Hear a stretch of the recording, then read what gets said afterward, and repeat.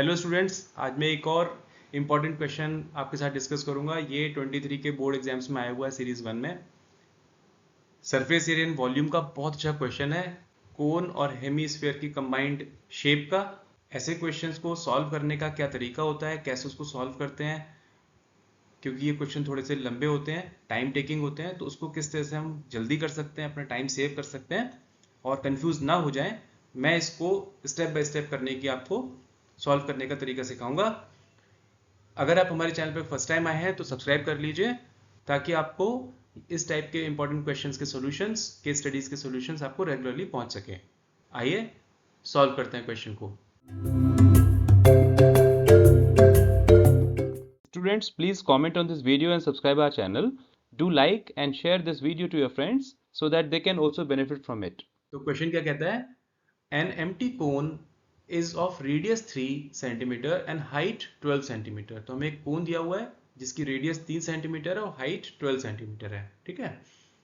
Ice cream is filled in it so that lower part of the cone, which is 1/6 of the volume of the cone, is unfilled, but hemisphere is formed on the top.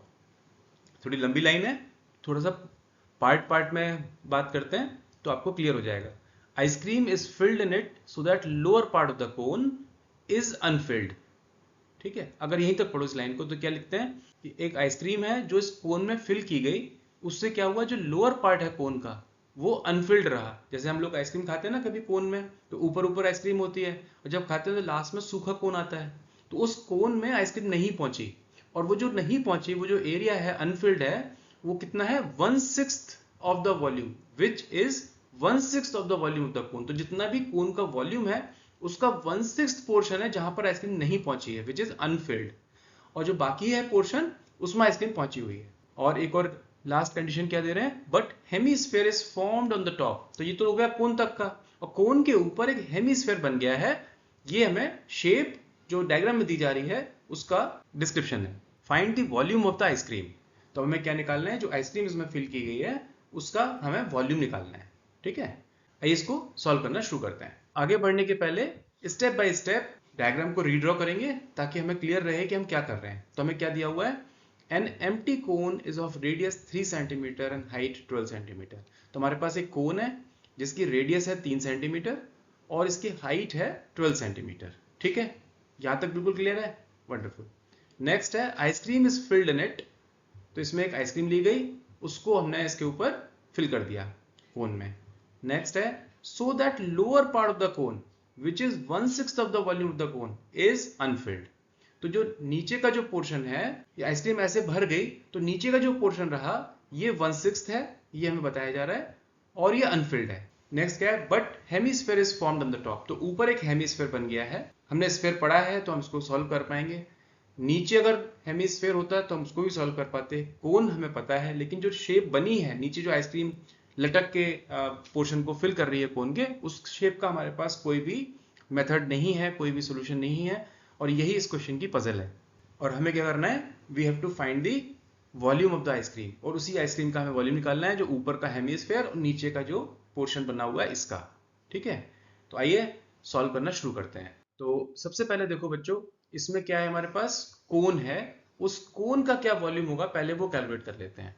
तो एक कोन के volume का क्या formula होता है, that is equal to 1/3 pi r square h, ठीक है। यहाँ पे आर रेडियस होती है और एच हाइट होती है, दोनों हमें दी हुई हैं। हम सीधे सीधे वैल्यूज को पुटअप कर देते हैं, तो हमारा बन जाएगा 1/3 इंटू पाई इंटू आर की वैल्यू 3 और एच की वैल्यू 12। तो ये हो गया 36 पाई, ठीक है। एक 3 कैंसिल हो गया, ऊपर बचा 3 एंड 12, तो ऊपर हो गया 36 पाई। ये हो गया हमारा वॉल्यूम ऑफ द कोन।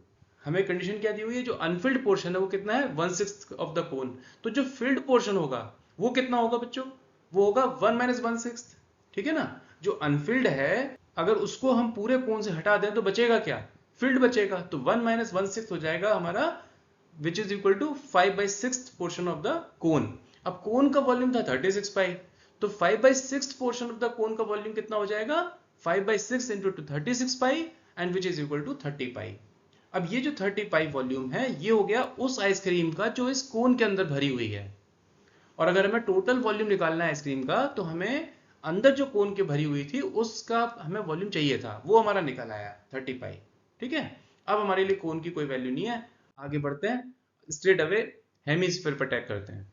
तो हेमिस्फेयर का जो वॉल्यूम होता है उसका क्या फॉर्मूला होता है, पूरा जो स्फेयर होता है उसका फॉर्मूला होता है 4/3 पाई आर क्यूब, और हेमिस्फेयर का वॉल्यूम क्या होता है, उसका हाफ यानी 2/3 पाई आर क्यूब।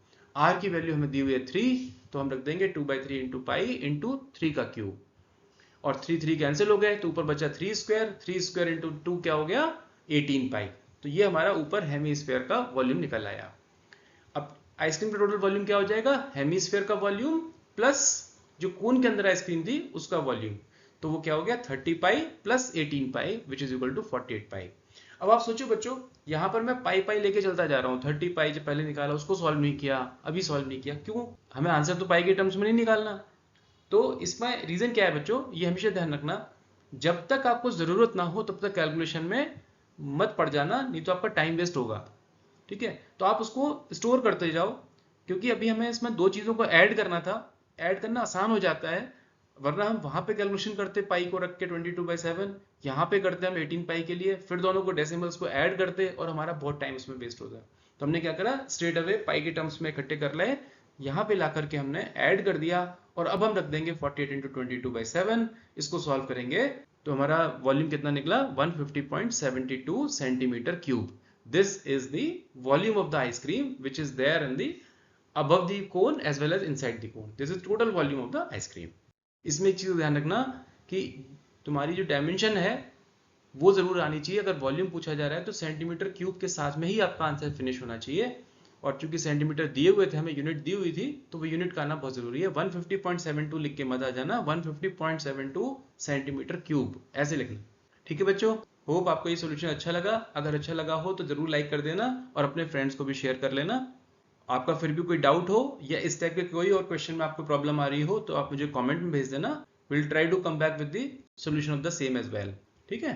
आइए समरी कर लेते हैं। तो हमें जो कोनिकल शेप दी हुई थी with the hemisphere on the top, उसके लिए हमने क्या करा, पहले हमने कोन का वॉल्यूम निकाल लिया, और उसकी आइसक्रीम का वॉल्यूम निकालने के लिए जो अनफिल्ड पोर्शन था उसे माइनस कर दिया, और आइसक्रीम जो फिल्ड थी उसका हमने कोन के अंदर कितना था उसका वॉल्यूम निकाल लिया, वो हो गया 30 पाई। हेमिस्फीयर जो ऊपर था आइसक्रीम का उसका हमने वॉल्यूम निकाल लिया, वो हो गया 18 पाई। टोटल वॉल्यूम आ गया 48 पाई, और पाई की वैल्यू रख के हमने निकाल लिया 150.72 सेंटीमीटर क्यूब, ठीक है। इति समाधानम। बोर्ड के एग्जाम में फुल मार्क्स आप कैसे स्कोर कर सकते हैं, इसको स्टेप बाय स्टेप लिखने का तरीका आप हमारी वेबसाइट saplingacademy.in पे जाए, वहां पर आपको पूरा स्टेप बाय स्टेप में सॉल्यूशन मिल जाएगा, उसकी लिंक मैंने डिस्क्रिप्शन में दी हुई है, जिससे कि आप पूरा तरीका सीख सकते हैं और बोर्ड में एक भी मार्क आपका नहीं जाएगा। इस टॉपिक के ऊपर अगर आपको महारत हासिल करनी है, हमने इस टाइप के और भी PYQs लिए हुए हैं, वर्ड प्रॉब्लम्स ली हुई हैं, केस स्टडीज ली हुई हैं, उसकी लिंक मैंने डिस्क्रिप्शन में दी हुई है, उसके वीडियो सॉल्यूशन भी उसमें एम्बेडेड है। अगर आपको कोई भी क्वेश्चन सॉल्व करना है, इसके ऊपर और मास्टरी करनी है, तो बिल्कुल जाकर के इसको बिल्कुल खा पी जाओ, खत्म कर दो इस टॉपिक को, इसके ऊपर पूरी मास्टरी कर लो।